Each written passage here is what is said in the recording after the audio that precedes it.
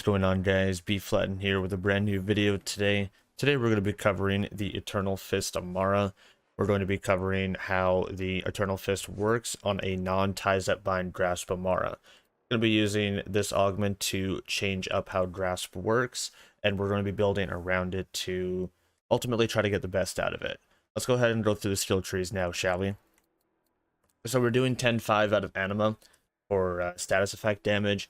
Now, the reason why we're doing this is because I'm using consecutive hits primarily for our, anoints. So having the status effect going and lasting and persisting on enemies to stack consecutive hits is going to be very, very helpful. Steady hands for weapon handling accuracy. If we're using things like monarchs, we can close in the reticle gap a little bit more so we can hit all of our pellets. And it also stacks up consecutive hits. 1-2 infusion, just so that we can get the action scale element to match whatever our action scale element is. Tempest for 5, just for elemental damage, and shock damage is increased even further. It is pretty much a primarily and necessity on most Amara builds. And Dread for done damage. If you grasp an enemy, your dread damage is increased. And whenever any player kills a grasped enemy, the weapon is instantly reloaded. This is going to be tying in directly with Eternal Fist for what we're going to be doing. Indiscriminate, of course. If you're going to be shooting an enemy, your bullets ricochet. Deep Will for mag size. Catharsis. I didn't have this in my last Amara build, but the reason why I'm putting a point into it is actually through a comment section that we had on the Death's Blessing Amara. I did a little bit more testing on it, and to throw 1 point in here is actually worthwhile when it comes to the remainder of the skill tree. It does stack multiple times with multiple different things, and throwing 1 point into it is kind of like Remnant in that sense, where you only need 1 point into it. Anything more is kind of just a waste. Sustainment, 1 point into sustainment, just so that we get some lifesteal. We don't need any excess points into lifesteal because all of our stuff is going to be doing elemental damage, and we're going to be healing a buttload over the course of all of our status effects that are going to be going on. Personal space, if I get close, enemies take more damage. Since we're going to be freezing a lot of targets, we can close that gap in a little bit further. Root to rise, we have to move down the tree. 3 points into arms deal, just because this was excess points, but the splash damage is very nice. 5 points into heavy rain for splash damage. Unweave the rainbow is actually going to be super, super good on this build. Whenever you do melee or splash damage, a melee or splash damage to frozen enemies, since we're going to be freezing a lot of enemies with the frozen heart, you do bonus damage of your attuned element, which is going to be primarily shock, which goes into tempest and things like that. So it has a bit of scaling with that. It's very, very nice. And we're going to be working with blue tree here. Reload speed, weapon swap speed, and mode switch speed for fast hands. We're going to be using a lot of fast fire rate weapons, so we're going to be emptying our mags a lot. That reload speed is going to be countering that. Do harm and violent tapestry just to move down the tree. We really don't need rush stacks in this build. Restless for cooldown rate. Accuracy and crit for transcend. 1 point into alacrity just for reload speed. Ascendant, because we're going to be using soul sap. Soul sap is going to be portion of your damage dealt by Amara's action skills is returned to you or a nearby ally as HP. It kind of helps with sustainment if your sustainment is not going to be active. And it's like one of Amara's augments that actually does work or is considered worthwhile. Fire rate and charge time from rest. Laid Bear for increased damage after action skill. It's a nice 8-second increase. Wrath for done damage. Remnant, only need 1 point into Remnant for what it does. And Avatar, so you can activate your action skill twice. So the purpose of this build is like we were talking about the Eternal Fist. Now the Eternal Fist, whenever you grasp an enemy, a giant fist comes out of the ground. It locks a target, and whenever that grasped enemy is killed, a new fist will seek out and grab a new target. Now, you're probably thinking, why not just tie that bind and grab multiple targets? Whereas most mobbing situations, that does work, and will actually bypass the Eternal Fist. The reason why we're doing it is because every single time it seeks out a new target, which is a bonus target of up to 4, every single time you activate your action skill and it seeks out a new target, action skill start will reapply. So things like the Frozen Heart, things like the Revolter, anything that has an action skill start anoint, every single time that fist seeks out a new target, up to 4, you can use your action skill start again.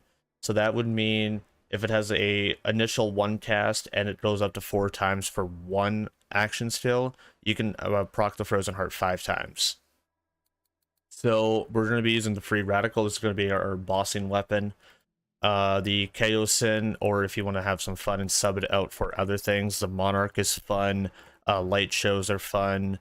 Bloodstarved Beasts are always a good choice, and Kibsworth. These are all solid choices for what you can choose. Flippers are also pretty good if you want to have another sub in, but the Chaosin is probably going to be your higher damage SMG for mobbing. Guardian Angel, if we're going to be switching over to Tandava just for some certain bosses, it's going to be a super solid choice for Remnant Ball, for Tandava casts, anything that involves us doing any form of damage, where we can just hold a weapon. This will be increasing it by up to 500%. And the Backburner, there's a lot of Fight for Your Lifestyle weapons, but since URAD works in Fight for Your Life, this is going to be our perfect Fight for a Life weapon. And we hovered over the Frozen Heart earlier. Every time we activate our cast, we get a Ice Nova to freeze all our mobs around. It's going to work with the Icebreaker directly. The Victory Rush does not work at the moment. It is broken. Basically, the way that it works is if you kill a badass, it turns on. If you kill another badass, it turns off. And if you kill another badass after that, it resets that cooldown timer of 60-second duration while turned off. So basically, this thing is almost never active. However, we just need it for the Icebreaker, and the passes are actually pretty good on it too. It's Piss for bonus radiation and just for debuffing. And the Phase Zerker, which is our 5 anima. Splash damage, weapon damage, action skill cooldown rate. It is going to be working with the majority of our guns. So that's the build there. Let's go ahead and see if we can show off how the Eternal Fist actually works. So we activate it. There's our Frozen Heart. We shoot that thing. Now the only problem with Eternal Fist is sometimes it's hard to check what the Eternal Fist is there. So he grabs him. I grabbed that guy. I killed him. It grabbed that guy, activated it again. Remnant killed that guy, and there you have it. You grab one target, and multiple targets get killed just by chain reaction, basically. Frostbite Heavyweight, we grab him. He's locked away, he's gone. Now, there is a range for how far the Eternal Fist can actually go to grab a target. You can actually see it on the ground whenever you get that enemy killed. It can only go so far before it will give up, basically. If it doesn't reach the target, or if it runs out of space to grab a target, it's just going to go away, and it's not going to do an additional grab for you. Thankfully, because we have Avatar and Restless, we have insane uptime on our Eternal Fist, which means that we can keep it active pretty much all the time. But you want to make sure whichever target you are grabbing, you want to be fairly close to them. That way you can activate it again, chain it over. You can use your Frozen Heart multiple times over. Because in a mobbing situation, you want to activate your Frozen Heart as many times as possible. This is going to be a nice one. Indiscriminate is also going to be taking over, as you can see, since this is going to be stacked up to 200% with consecutive hits almost at all given times. Pretty good to have for Indiscriminate. Now, in a bossing situation, you're going to want to switch up the build just slightly, and we're going to be showing that here very soon. Because this is the mobbing setup, and the mobbing setup is not going to work too well in a bossing situation. You want to either switch it out to phase cast Tandava, or you would want to switch out your shield to the Revolter, and then that means you're also going to want to switch out your artifact to things like a company man. You could do a snowdrift, you could do a pearl, whichever one you think is appropriate for the fight. I'm going to meet you guys over at Tront, and I'm going to show you what I mean by appropriate for the fight. Alright, and welcome on back, folks. We are at Tront here. So if I was going to be going into a boss fight, usually what I would want to do initially is use a free radical, swap out our Frozen Heart shield, go on over into the Revolter. The action skill start will proc the Revolter multiple times, which will give you a 200% shock and rage, and it'll also give you a 50% fire rate, which makes the Chaos and the free radical just kind of nuts and way more ridiculous. You can do things like Doll Company Man to do a lot of damage, but I prefer the Malawan Company Man with the free radical. You can do the 50 crit and 50 damage here, which goes really hand in hand. There's also nice reload speed and area of effect damage as passives. Let's go ahead and roll around with Tront, shall we? Now, doing cast or grasp here will end up proccing your action skill start, so you will get your Revolter right away. Before it wasn't working as intended, but now it is able to fully work the way that we want it to. With other bosses, you can use Tandava like we were talking about, and hopefully that the Remnant cast hits the boss and one-shots it from there. But if you also want to do a mobbing setup with the Revolter, my suggestion would be a Doll Company Man with the Revolter and the Chaosin. We could do a Doll Company Man setup quickly. You can also kind of use it to boss, but it's not as effective as the free radical, of course. Let's go ahead and show that off now.